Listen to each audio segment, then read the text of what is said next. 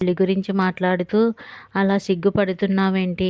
ఎక్స్ట్రాలు ఆపేసి ముందు చదువుకో అని మాధవ్ అంటాడు.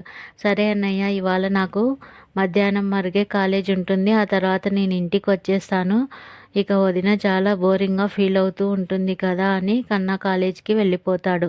ఇక మహాలక్ష్మి ఎప్పుడైనా సరే ఇంట్లోంచి వెళ్ళిపోతుందని తెలిస్తే వీడు ఎలా బాధపడతాడో అర్థం కావటం లేదని మాధవ్ చాలా బాధపడతాడు. ఆ తర్వాత మాధవ్ ఏం చేసినా కూడా సీరియస్గా ఉండడంతో ఏమైంది అని అక్కడ వాళ్ళందరూ అడుగుతారు. ఎప్పుడూ లేనిది ఎందుకన్నా ఇంత సీరియస్గా ఉన్నావు, ఏమైంది అని ఇక వాళ్ళ ఫ్రెండ్స్ అడుగుతారు. ఇక తర్వాత అందరూ ఇంట్లో కూర్చొని ఉండగా తయారు రమణయ్య, నారాయణ ఇంటికి వస్తారు. మరోవైపు మహాలక్ష్మి మాత్రం హాస్టల్లో ఉండటానికి హాస్టల్ కోసం వెతుకుతూ ఉంటుంది. ఎన్ని హాస్టల్స్కి వెళ్ళినా కూడా ఆధార్, ఐడి ప్రూఫ్ లేదా జాబ్ గురించి ఆఫర్ లెటర్ కావాలని అడుగుతారు. చక్రి ఎలాగైనా సరే ఈమెకి హాస్టల్ దొరకకూడదు, మా ఇంట్లోనే ఉండేలా ప్లాన్ చేయాలి అనుకుంటాడు. ఇక మహాలక్ష్మి ఎక్కడైనా రూమ్ ఉంటే బాగుంటుంది అని అనుకుంటుంది. అయితే ఇలాంటి దిక్కుమాలిన ఐడియాలు ఎక్కడి నుంచి వస్తాయో ఏమో అని చక్రి మనసులో అనుకుంటాడు.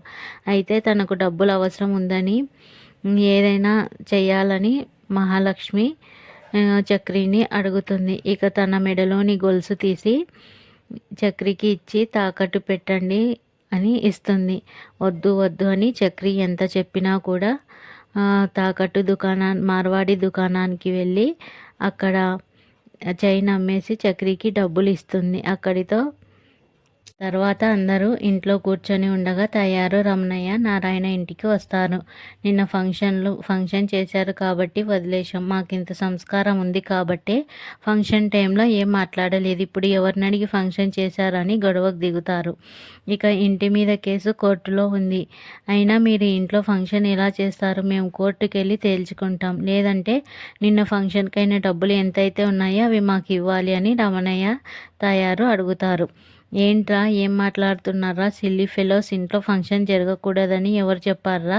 ఇంటికి మరమ్మతులు చేయొద్దని చెప్పారు కదా అని నారాయణ వాళ్ళకి మాటకు మాట సమాధానం చెప్తాడు. ఏం మాట్లాడుతున్నావురా తాగుబోతోడా, నువ్వు ఎక్కువ మాట్లాడవేంటి? నా సంగతి తెలుసు కదా, ఇంట్లో ఉన్న సామాన్లన్నీ బయట పడేస్తానని రమణయ్య అంటాడు. రమణయ్య ఇంట్లోకి వెళ్తుంటే నారాయణ రమణయ్యని తోసేస్తాడు. రమణయ్యకు దెబ్బ తగులుతుంది. మాట్లాడటానికి వస్తే మమ్మల్ని చంపాలని చూస్తావా?